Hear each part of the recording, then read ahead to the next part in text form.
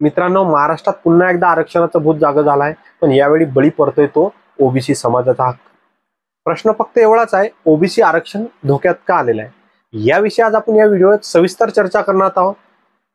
तर जय ज्योती, जय क्रांती, जय भीम. तर या विषयाची ऐतिहासिक पार्श्वभूमी सर्वात आधी आपण पाहणार आहोत. तर ओबीसी समाज जो महाराष्ट्रामध्ये 350 पेक्षा जातीत विभागलेला आहे, तो लोकसंख्येच्या दृष्टीने 50% पेक्षा जास्त असून 18 पगड जातीत हा विभागलेला आहे. शतकानुशतके हा समाज मागे राहिला. अनेक कष्ट, हाल, अपेष्टा या समाजाने सहन केला. शिक्षणापासून वंचित राहिला.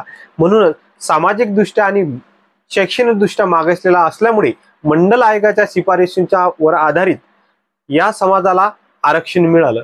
त्यामुळे हजारो ओबीसी विद्यार्थी डॉक्टर झाले, इंजिनियर झाले, सरकारी नोकरदार झाले. पण आता आज या हक्कावर कोणाचा तरी डोळा आहे. तर मनोज जरांगे यांची मागणी काय?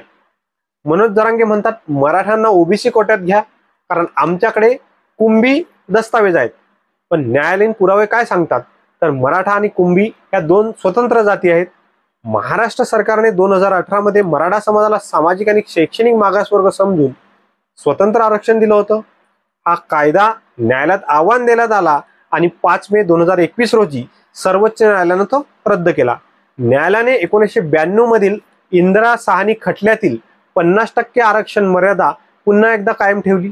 मराठा समाजाला आरक्षण दिल्यास महाराष्ट्रातील एकूण आरक्षण 68% जास्त होणार आहे, जे असंवैधानिक ठरलं.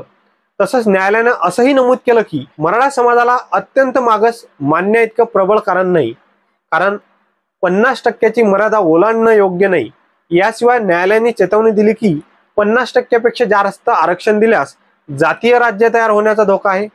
आता नव्या शक्लीनं मराठ्यांना ओबीसीत शिरवायचं म्हणजे थेट ओबीसींच्या हक्कावर डल्ला मारायचा. ओबीसीचं कार्ड खेळून ओबीसी आरक्षणात घुसायचं आणि ओबीसीच्या आरक्षणावर डल्ला मारायचा, हाच इथं डाव दिसतो. यामागे राजकारणाचा काय डाव आहे हे सुद्धा आपण पाहणार आहोत. आज महाराष्ट्रात निवडणुकीची चाहूल लागलेली आहे. पंचायत समिती, जिल्हा परिषद, महानगरपालिका, नगरपालिका या निवडणुका आता येऊ घातलेल्या आहेत आणि म्हणूनच सगळ्या पक्षांना मराठा समाजाची मतं हवी आहेत. कारण मराठा समाज हा राजकीय दृष्ट्या साक्षर असा समाज आहे. त्यामुळे सरकार म्हणतंय उपाय शोधतंय, विरोधक म्हणताय आम्ही जरांगे सोबत आहोत, पण खऱ्या अर्थाने कोणीच म्हणत नाही ओबीसींचा हक्क हिरावून मराठ्यांना राजकारण मिळणार नाही. म्हणजे राजकीय सौद्याचे सर्वच पक्ष सामील झाले आहेत.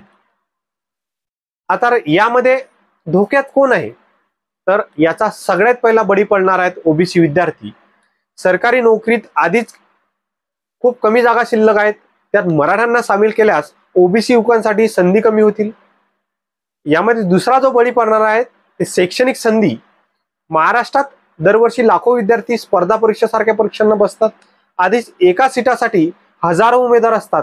आता ही स्पर्धा त्याहीपेक्षा जास्त पटीने वाढेल. तिसरा बळी पडणार आहेत राजकीय प्रतिनिधी. स्थानिक स्वराज्य संस्था, विधानसभा इत्यादी मध्ये जिथे ओबीसी आरक्षणासाठी राखीव जागा असतात, त्यात जर मराठ्यांना आणलं तर ओबीसीचं प्रतिनिधित्व कमी होईल आणि जिथं ओबीसी लढणार होते तिथं ओबीसीच्या जागी मराठा समाजाचे प्रतिनिधित्व उभे राहतील आणि एकूणच ओरिजिनल ओबीसींचे प्रतिनिधित्व कमी होईल. खरं तर पुढचा मुद्दा असा आहे की जरांगेचं आंदोलन समाजासाठी आहे की फक्त काही राजकीय शोबाजी? उपोषण, धमक्या, मोर्चे हे आंदोलन आता समाजाच्या प्रश्नासाठी नाही तर निवडणुकीच्या आधीचं राजकारण जास्त दिसतंय. काही विशिष्ट राजकीय पक्षांना फायदा मिळवून देण्यासाठी आखलेली नियोजनबद्ध राजकीय खेळी असं हे सध्याचं आंदोलन दिसतंय. आता यामुळे भविष्यात काय परिणाम होणार? जर आज ओबीसी आरक्षणावर गदा आली तर उद्या समाजात नवविभाजन उभं राहील. ओबीसी आणि मराठी समाजात वैमनस्य वाढेल.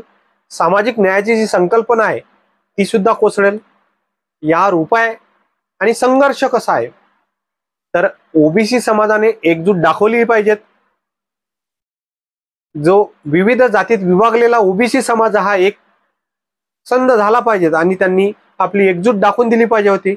संविधानाच्या चौकटीत राहून लढा दिला पाहिजेत आणि सर्वात महत्वाचं म्हणजे राजकीय पक्षांना प्रश्न विचारले पाहिजेत की आमच्या हक्कांवर डल्ला का मारताय? या पक्षांना आता ओबीसी समाजांनी प्रश्न विचारायला सुरुवात केली पाहिजे। मित्रांनो, आरक्षण हे कुणाचं राजकीय खेळणं नाही।